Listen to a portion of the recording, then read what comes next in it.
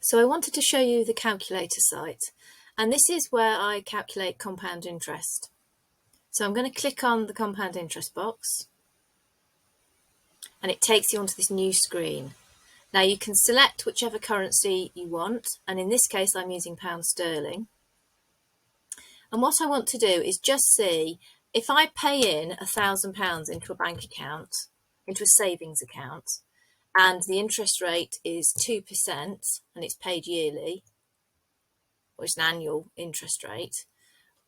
After 1 year, how much am I going to have in that bank account?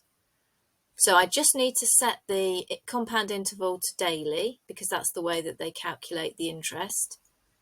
And I'm not going to worry about any regular transactions at this stage. I just want to see how much will be in my bank account after a year.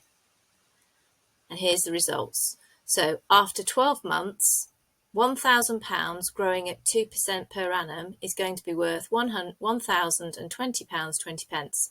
So it's earned interest of £20.20. And we can see a little bit further down the screen how that's broken down. So it shows you at the end of every month how much interest you've received. And it also shows you the increasing balance of that particular savings account, which is really useful. So it does show you how important it is to try and get the best rate of interest for your money.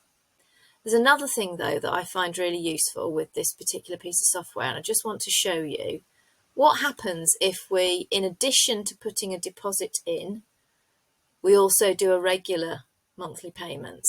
So let's say we've put the £1,000 in, but also what we're going to do is deposit £100 in every month, and we're going to do it at the beginning of the month. So we've put £1,000 in to start off with, and then we're going to add £100 in every month. And let's see what the value is going to be at the end of 12 months. Wow. So the future value of that bank account, or that savings account, you're going to have £2,233.29 in that bank at the end of 12 months, earning 2%. So the total interest earned is £33.29. So you can see how adding regular savings as well really grows your money. And you can see the detail here. This is the amount of interest that you've earned throughout each month. And this is the total amount of interest earned. And this is the total amount at the end of the 12 months, £33.29.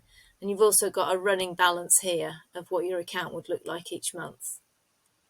So you can see how it would be really interesting to play around with those figures and see how much you could save over a 1 year period. You can increase that to 3, 4, 5, however many years you want. But you can see that it's a really interesting tool to have a play around with. So that's how I work out compound interest and how I figure out how much I need to save per month in order to get to a certain amount, if I'm saving up for something. Hope that helps.